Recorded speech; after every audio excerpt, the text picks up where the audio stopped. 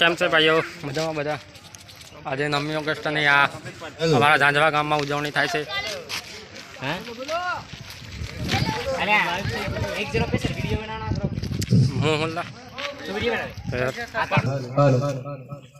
જય આદિવાસી, જય આદિવાસી, આદિવાસી એકતા, આદિવાસી એકતા, લડેંગે, લડેંગે, લડેંગે. હવે આપણે કાર્યક્રમની શરૂઆત ભગવાન બિરસા મુંડાના ફોટાને પૂજન કરીને કરીશું. તો બધા ઉભા થાઓ અને અગરબત્તી કરી.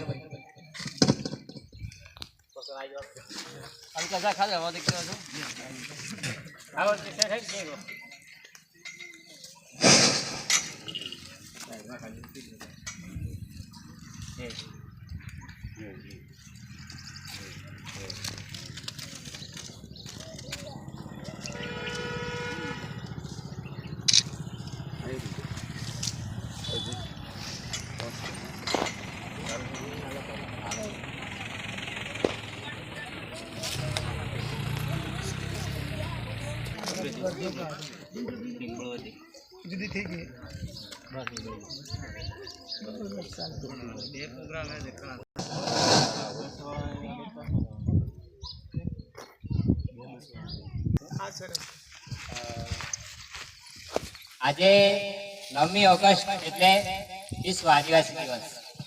વિશ્વ આદિવાસી દિવસ આજે કેમ 9મી ઓગસ્ટ જ જાહેર કર્યું? કોઈને ખબર છે? સંયુક્ત રાષ્ટ્ર સંઘ દ્વારા 9 ઓગસ્ટ 1982 એક મીટિંગ રાખેલી હતી અને ત્યાં બધા દેશોએ મળીને આ દિવસ નક્કી કર્યો કે ભાઈ આ દિવસ વિશ્વ આદિવાસી દિવસ તરીકે જાહેર કરો.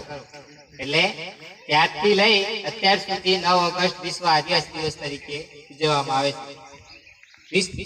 9 ઓગસ્ટ વિશ્વ આદિવાસી દિવસનો હેતુ કે ભાઈ જે દૂર દૂર ગામડાઓ સુધી ફેલાયેલી આપણી આદિવાસી પ્રજા કે જેને જાગૃત કરવા છે, એમની સંસ્કૃતિ, એની રહેણી કહેણી, એના વિશે એમને ઉજાગર કરવા છે. તો આપણે એમને કેવી રીતના જાગૃત કરી શકીએ?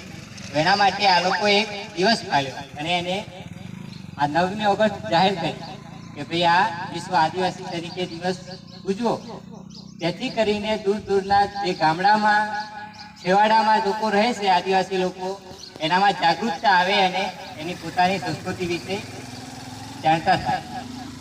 બીજું કે ભાઈ આપણે આદિવાસી તરીકે ઓળખાણ શું છે? આપણે કેમ બીજા લોકોથી અલગ પડીએ છીએ?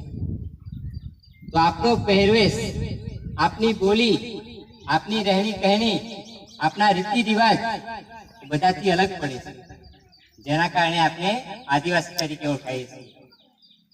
અને આપણા જે પૂર્વજોએ જે સંઘર્ષ કર્યો છે, જે એમને કષ્ટી વેચી છે, એના કારણે આજે આપણે અહીંયા છીએ.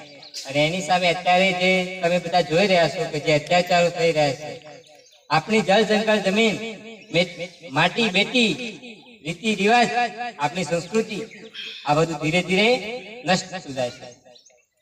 તો એને ટકાવી રાખવા માટે, આ પ્રકૃતિનું સંવર્ધન કરવા માટે આપણે પોતે જાગૃત બનવું પડશે. અને જાગૃત બનવા માટે આપણે આ દિવસોને મહત્વ આપવું પડશે. આ દિવસનું શું છે મહત્વ એ લોકોને સમજાવવું પડશે. પણ આ ક્યારે સમજાશે? ત્યારે આપણે વાંચશું, જોશું, આ પ્રોગ્રામમાં જશું. તો બસ મારે વધારે કઈ નહીં કહેવું. અને છેલ્લે એક જ વાત કહેવી છે કે મને આ પંચાયતી રાજ છોડી અને જે આપણે આદિવાસી લોકોને બચાવવા છે, આદિવાસી લોકોની રીતિ રિવાજ પરંપરા જો આચરવી હોય ને તો એક જ ઉપાય છે, રૂઢિગત ગ્રામ સભા. જો રૂઢિગત ગ્રામ સભા બનાવવામાં આવે તો જ આપણું કંઈ કલ્યાણ થશે અને તો જ આપણો વિકાસ થશે. કાકાઓને કદાચ ખબર હશે, કાકા પહેલા મુખી મતદાર હતા ને, તો ગામમાં કંઈ પણ કામ કરવું હોય તો પહેલા મુખીને પૂછવામાં આવે. હજી હશે ખોટી વાત.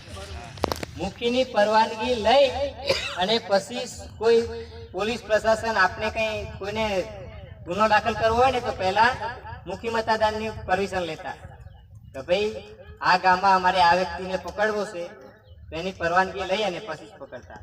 બીજું કઈ સંસાધન છે એનું કઈ મૂર્તિ નીકળી છે કે સોનું નીકળ્યું છે તો એનું કઈ કરવું હોય ને પહેલા મુખીની પરમિશન લેતા. અત્યારે શું છે જ્યુડિશિયલ અને નોન જ્યુડિશિયલ બે સિસ્ટમ આવી છે. જ્યુડિશિયલ સિસ્ટમ એટલે લેખિત બંધારણ અને નોન જ્યુડિશિયલ એટલે અલિખિત બંધારણ. અલિખિત બંધારણ જ્યુડિશિયલ સિસ્ટમમાં ગેરઆદિવાસી લોકો આવે અને નોન જ્યુડિશિયલ અલિખિત બંધારણ એમાં આપણે આદિવાસી લોકો આવીએ. એટલે જે આ જ્યુડિશિયલ સિસ્ટમ છે એમાં ન્યાયાલય, કાર્યાલય અને ન્યાય પદ્ધતિ આ આવે અને જે નોન જ્યુડિશિયલ પદ્ધતિ છે એમાં મુખી, મતદાર, કોટવાલ એના દ્વારા આવે. હવે જો આ રૂઢિગત ગ્રામ સભા લાગુ પડે તો જે આપણા ટ્રાઇબલ એરિયા છે, જે આપણો આદિવાસી વિસ્તાર છે એમાં જો રૂઢિગત ગ્રામ સભા લાગુ હોય ને તો આદિવાસી વિસ્તારમાં પોલીસ પ્રશાસન, આઈપીસી, સીઆરપીસી એક્ટ જે છે ને એ કોઈ આપણને લાગુ પડતો નથી. ત્યારે જ્યારે આપણે રૂઢિગત ગ્રામ સભા બનાવેલી હોય ત્યારે રૂઢિગત ગ્રામ સભામાં પાવર છે કે જેના થ્રુ આપણો બચાવ કરી શકીએ છીએ. બાકી તમે ગમે એટલું કરો, અત્યારે 17 વસાવા એમએલએ તો એ જેલ ભોગવવી પડી. એનું કારણ શું છે? રાજકીય પક્ષમાં એ પંચાયતી રાજમાં છે. આપણે પંચાયતી રાજ છોડી અને રૂઢિગત ગ્રામ સભામાં આવીશું ને તો જ આપણો બચાવ થશે. બસ હું વિશેષ ના કહેતા હવે બીજા લોકોને પ્રાયોરિટી આપું જેને બોલવું હોય.